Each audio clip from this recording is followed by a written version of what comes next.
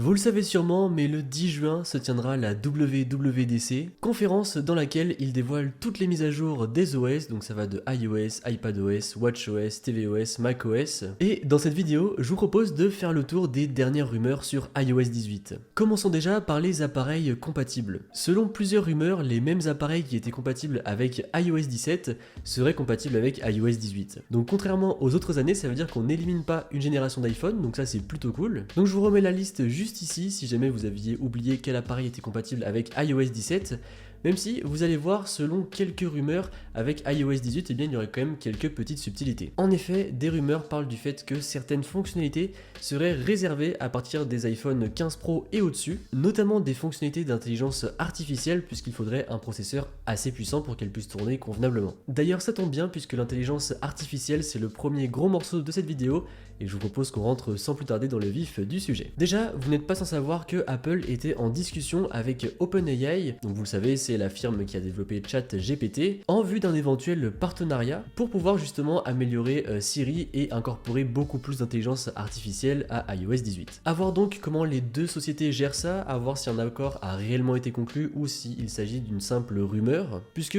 d'un côté je me dis que ça pourrait être très plausible, Apple pourrait quand même lâcher un gros chèque auprès d'OpenAI, mais d'un autre côté on pourrait se dire que OpenAI voudrait garder ses propres technologies afin de développer pourquoi pas plus tard son propre OS. Donc encore une fois j'ai hâte de voir comment un petit peu tout ça va se combiner, mais parlons désormais un petit peu nouveauté. Vous vous en doutez, qui dit intelligence artificielle dit Siri, et on devrait enfin avoir un assistant intelligent digne de ce nom, avec lequel il serait tout simplement plus facile de converser, et ce dernier opterait d'ailleurs pour une voix un peu plus naturelle et avec des discussions beaucoup plus riches. Il serait même en mesure de pouvoir adapter ses réponses en fonction de votre localisation, des événements du calendrier, des personnes avec lesquelles vous conversez fréquemment ou avec lesquelles vous avez prévu des événements, et il pourrait même faire directement des recherches sur le web et finit la phrase où il dit « Voici quelques résultats que j'ai pu trouver sur le web », et en vrai on va pas se mentir, ce serait quand même un gros plus, puisque Siri commence à avoir quand même un peu de retard. En plus de tout ça, Siri pourrait même aller chercher dans certaines applications des informations, comme par exemple vous résumer un article, aller chercher des documents, créer de nouveaux documents, les déplacer d'un dossier à un autre, en bref, faire tout simplement beaucoup plus de choses et devenir un vrai assistant intelligent. Toujours côté IA, dans certaines applications, on devrait avoir pas mal de nouveautés. Dans l'application musique notamment, certaines playlists pourraient se générer automatiquement avec l'intelligence artificielle,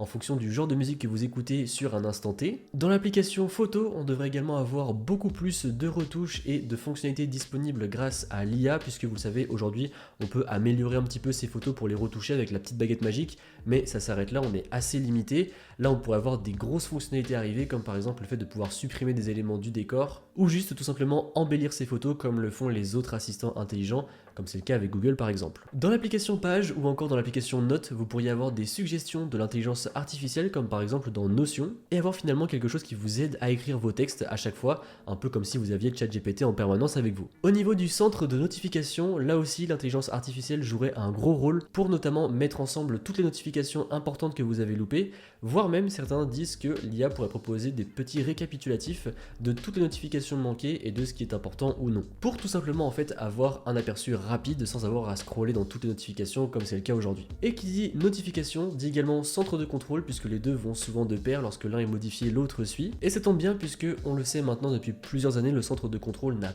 pas réellement évolué, et donc certaines rumeurs, notamment celle de Mark Gurman, qui est connu pour donner des rumeurs assez précises à chaque fois sur Apple, dit qu'il devrait y avoir un nouveau centre de contrôle, même si pour l'instant on n'a pas vraiment de détails, je pense que ça va surtout être des petits changements de disposition, pourquoi pas également des petits changements de design, puisque ça c'est assez pressenti partout dans iOS 18. Donc bon, pour l'instant on sait pas réellement ce qui va changer, mais en tout cas tout le monde s'accorde pour dire qu'il va y avoir du changement. Tout comme d'ailleurs sur l'écran d'accueil, on devrait avoir quelques nouveautés qui font leur apparition, comme le fait de pouvoir mettre les applications comme on le souhaite. Donc ça j'ai envie de dire enfin, on serait plus obligé d'avoir toutes les applications les unes à la suite des autres, on pourrait avoir des trous entre les applications, les disposer toutes sur une ligne à la verticale ou à l'horizontale, et la customisation pourrait même aller encore plus loin en proposant de customiser ces icônes comme on le souhaite. Certains parlent même du fait que les icônes pourraient s'accorder avec le fond d'écran qu'on a sur son iPhone, donc ça pourrait être plutôt cool. Bon, après je vous avoue que sur la personnalisation des icônes, ça pour le coup c'est vraiment à prendre avec des pincettes, autant celles qui s'accordent avec le fond d'écran pourquoi pas, autant celles où on pourrait mettre sa propre couleur, j'ai un peu du mal à y croire, ça serait pas très Apple de faire ça. Et donc forcément, de pair avec un changement d'icône, eh bien il y aurait des changements dans l'application Réglages qui elle aussi adopterait justement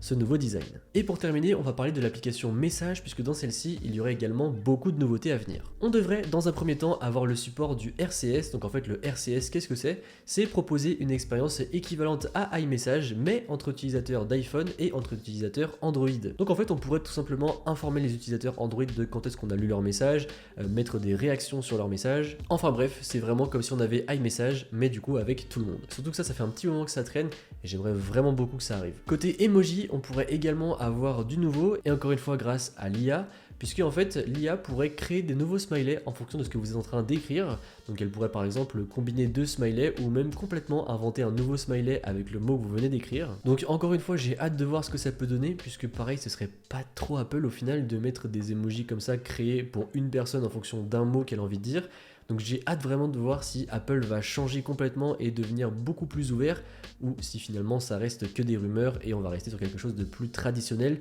même si en tout cas l'IA est vraiment pressentie pour être le maître mot avec iOS 18. Et a priori c'est ça qui devrait vraiment changer l'expérience utilisateur, puisque encore une fois côté design on aurait quelques petits changements par-ci par-là, mais on serait pas non plus sur une révolution. Donc j'espère qu'Apple va nous envoyer vraiment du lourd. En tout cas bien sûr on en parlera sur la chaîne juste après la conférence, et si jamais vous voulez voir d'autres nouveautés d'iOS 18 qui là pour le coup sont officielles puisque c'est Apple qui les a annoncées sur leur site web, et bien je vous mettrai le lien d'une de mes précédentes vidéos dans la description et vous allez voir là-bas aussi, il y a pas mal de choses sympas. En tout cas vous n'hésitez pas à me dire ce que vous attendez d'iOS 18 et moi je vous dis à bientôt dans une prochaine vidéo. Allez, salut!